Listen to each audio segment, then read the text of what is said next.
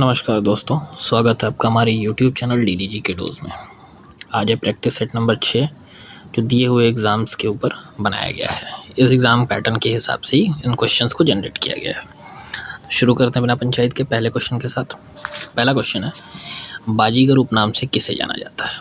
Option है आपके Bismarck, Hitler, Lincoln या BR अम्बेडकर। तो बाजीगर उपनाम से बिस्मार्क को जाना जाता है, यानी कि ऑप्शन नंबर ए हमारा करेक्ट हो जाएगा। और जीत के हारने वाले को ही बाजीगर कहते हैं, नहीं हार के जीतने वाले को बाजीगर कहते हैं। अगला सवाल है, ब्लैक हिल पहाड़ी किस देश में स्थित है? ऑप्शन है आपके अमेरिका में, रूस में, जापान में या चीन में। तो ब्लैक हिल जो पहाड़ी यानी कि ब्लैक हिल माउंटेन्स जो हैं वो आपके अमेरिका में है, तो ऑप्शन नंबर ए करेक्ट हो जाएगा हमारा। अगला सवाल, ग्रेट डिवाइडिंग रेंज कहाँ स्थित है? ऑप्शन है कनाडा, स्विट्ज़रलैंड, रशिया या ऑस्ट्रेलिया। तो great dividing range option number D Australia में है, तो इस क्वेश्चन का डी ऑप्शन करेक्ट है। अगला सवाल, द प्रिंस किसकी रचना है? ऑप्शन है आपके Machiavelli, Karl Marx, Michelangelo या बिस्मार्क। तो द प्रिंस नामक जो पुस्तक है ये मैकियावेली की रचना है, ऑप्शन नंबर ए हमारा करेक्ट हो जाएगा इस ऑप्शन का। अगला सवाल, दक्षिण भारत यानी कि साउथ इंडिया की जो सबसे ऊंची चोटी है, हाईएस्ट माउंटेन पीक जो है कौन सा है? अरावली, अनाईमुडी, डोडा बेट्टा या इनमें से कोई नहीं। तो दक्षिण भारत यानी कि साउथ इंडिया की सबसे ऊंची जो चोटी है, हाईएस्ट पीक, वो है आपका अनाईमुडी। ऑप्शन नंबर बी हमारा करेक्ट हो जाएगा। ध्यान रखिएगा, डोडा बेट्टा जो है वो नीलगिरी पहाड़ियों की सबसे ऊंची चोटी है, ठीक है। SSC ने एग्ज़ाम में दोनों पूछे हैं इसलिए मैंने डाला है। अरावली यहाँ पे सबसे पुरानी पर्वत श्रृंखला है यानी कि माउंटेन रेंज है। अगला सवाल, कौन सा अनुच्छेद संसद की सदस्यता के लिए योग्यता का निर्धारण करता है? ऑप्शन है आपके अनुच्छेद 80, 81, 82 या 84। तो अनुच्छेद 84 आर्टिकल 284 जो है वो संसद की सदस्यता की योग्यता का निर्धारण करता है। आर्टिकल 80 आपका राज्यसभा से संबंधित है, आर्टिकल 81 लोकसभा से संबंधित है और आर्टिकल 82 सीटों के पुनः आवंटन से संबंधित है। अगला सवाल, दीफू दर्रा कहाँ स्थित है?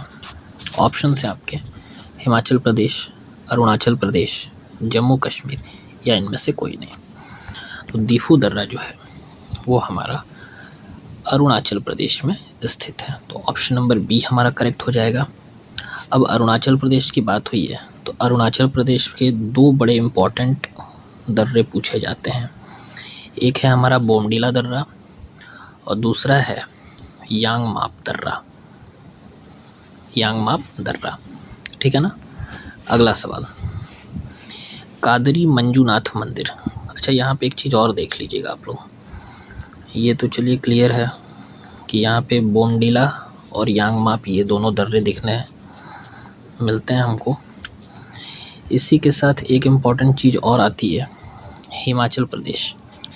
अब हिमाचल प्रदेश में शिपकिला है, शिपकिला दर्रा, बारालाचा, ठीक है, और इसके साथ रोहतांग। ये वो इम्पोर्टेंट दर्रे हैं जो SSC के दामाद हैं। इनके अलावा अभी तक किसी भी दर्रे के बारे में नहीं पूछा गया, या पूछा गया होगा तो वो मुझे पता नहीं है, बट जितना मैंने अभी तक देखा है शिपकिला, बारालाचा, रोहतांग हिमाचल प्रदेश से पूछा गया है। इसके साथ साथ आपका एक और ऑप्शन बन रहा है यहाँ पे जम्मू कश्मीर, और जम्मू कश्मीर से बुर्जिल, जोजिला पास जो है हमारा, और बनिहाल दर्रा, ठीक है ना। ये तीन इम्पोर्टेंट हैं, तो ध्यान रखिएगा।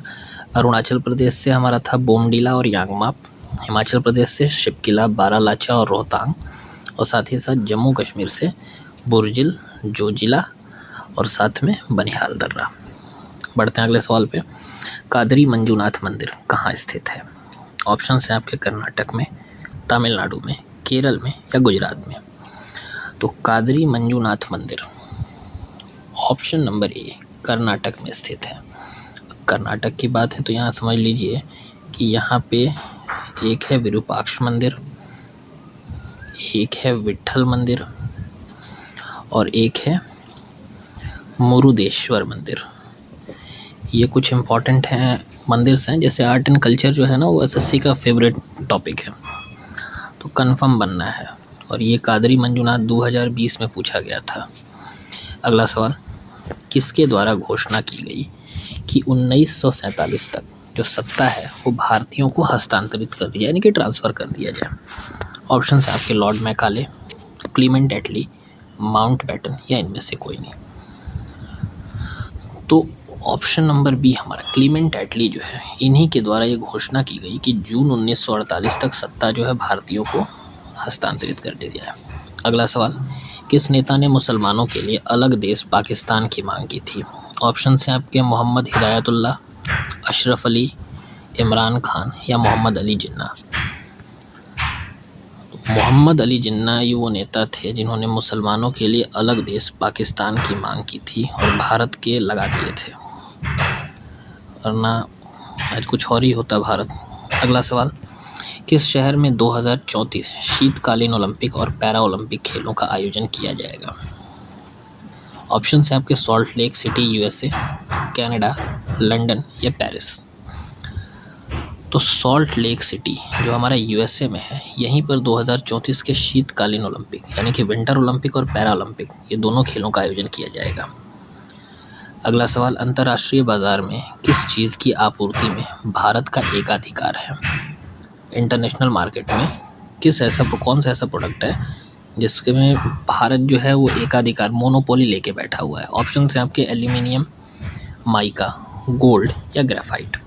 तो करेक्ट आंसर हो जाएगा आपका माइका। इसको हम लोग हिंदी में अभ्रक भी बोलते हैं, ठीक है।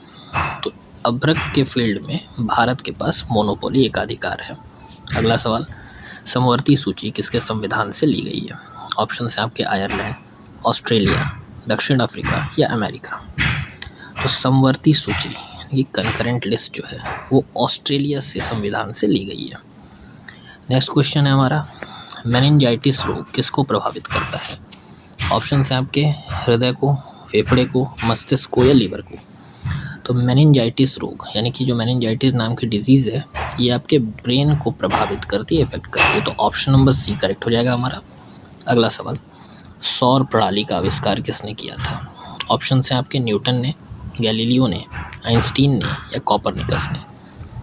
तो जो सौर प्रणाली यानी कि सोलर सिस्टम जो है इसका आविष्कार बाबा कोपरनिकस ने किया था। तो ऑप्शन नंबर डी हमारा करेक्ट हो जाएगा यहाँ पे। अगला सवाल, आत्मनिर्भरता किस पंचवर्षीय योजना का मुख्य उद्देश्य था? ऑप्शन हैं आपके चौथी, पाँचवीं, छठी या सातवीं। आत्मनिर्भरता सेल्फ डिपेंडेंसी ये छठी पंचवर्षीय योजना का मुख्य उद्देश्य था। अब छठवीं पंचवर्षीय योजना 1980 से 85 के दशक में 85 के बीच चली थी। 5 साल का पंचवर्षीय योजना होता था। इसमें 3 लक्ष्य रखे गए थे। पहला था आपका गरीबी उन्मूलन यानी कि गरीबी हटाने का जो नारा दिया गया था इसी में दिया गया था। दूसरा आत्मनिर्भरता जो हम लोग जान रहे हैं, और तीसरा जो था विकास के लिए तकनीकी प्रगति, ये टॉपिक था। तो ये 3 जो लक्ष्य थे, मेन उद्देश्य थे छठी पंचवर्षीय योजना के तहत किए गए थे। अगला सवाल, दरबार हॉल का नाम बदलकर क्या रखा गया है? ऑप्शन हैं आपके राजू कैफ़े, पिज़्ज़ा बार, गणतंत्र मंडप या अशोक मंडप। तो अभी हाल ही में दरबार हॉल का नाम बदल के गणतंत्र मंडप रखा गया है। तो ऑप्शन नंबर सी हमारा करेक्ट हो जाएगा। नेक्स्ट क्वेश्चन है, कथकली किस राज्य से संबंधित है? ऑप्शन हैं आपके केरल, असम, आंध्र प्रदेश या उत्तर प्रदेश।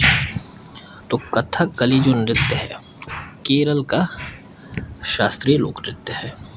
अगला सवाल, डूरंड कप का संबंध किस खेल से है? ऑप्शन हैं आपके क्रिकेट, बास्केटबॉल, वॉलीबॉल या फुटबॉल। हर एग्ज़ाम में 1 से 2 क्वेश्चन गेम्स से रहते हैं, ठीक है ना, तो याद रखना है इस चीज़ को।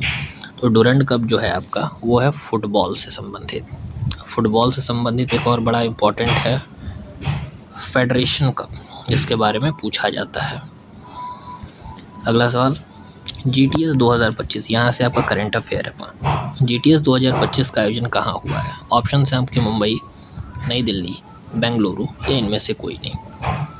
तो करेक्ट आंसर हो जाएगा आपका ऑप्शन नंबर बी, नई दिल्ली। GTS 2025 का आयोजन नई दिल्ली में हुआ है। नेक्स्ट क्वेश्चन है हमारा, जीवन ज्योति परियोजना किस राज्य की पहल है? बड़ा इंपॉर्टेंट क्वेश्चन बनेगा ये।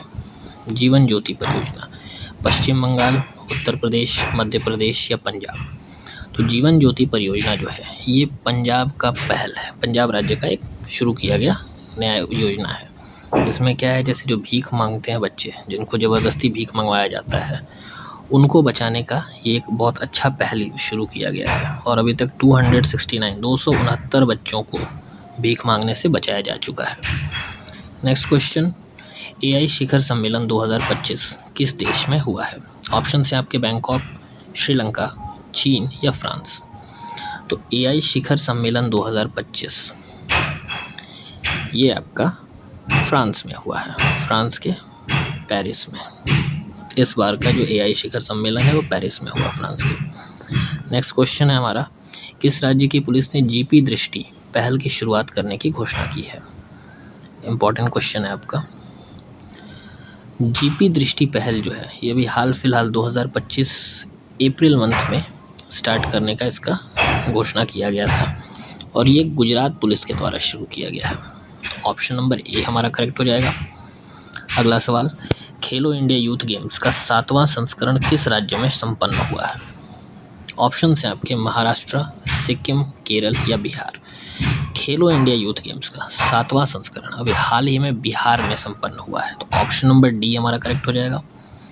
नेक्स्ट क्वेश्चन है, 11वीं ब्रिक्स पर्यावरण मंत्रियों की बैठक कहाँ आयोजित हुई है? ये इंपॉर्टेंट इसलिए है क्योंकि ये करंट अफेयर का टॉपिक है, मार्च में ये हुआ है। तो 11वें ब्रिक्स पर्यावरण मंत्रियों की जो बैठक हुई है ना, वो आपके ब्राज़ील में हुई है, तो ऑप्शन नंबर बी हमारा करेक्ट हो जाएगा। तो आज टोटल 25 क्वेश्चन हमने किए, जिसमें आपका art, culture, current affairs, constitution, history, हर टॉपिक से क्वेश्चंस थे जो आपके एग्ज़ाम ओरिएंटेड थे। तो उम्मीद करता हूँ कि आपको हेल्प मिलेगी और सेशन आपको अच्छा लगे। अगर अच्छा लगता है तो लाइक, शेयर और सब्सक्राइब ज़रूर करिएगा, ताकि थोड़ा हमको भी मोटिवेशन मिले और बढ़ चढ़ के हम भी हिस्सा लें। तब तक के लिए पढ़ाई करते रहिए, अगल बगल नज़र नहीं रखिएगा, कॉपी किताब पे ध्यान रखिएगा, ज़िंदगी बर्बाद हो जाएगा बगल में देखेंगे तो। नमस्कार।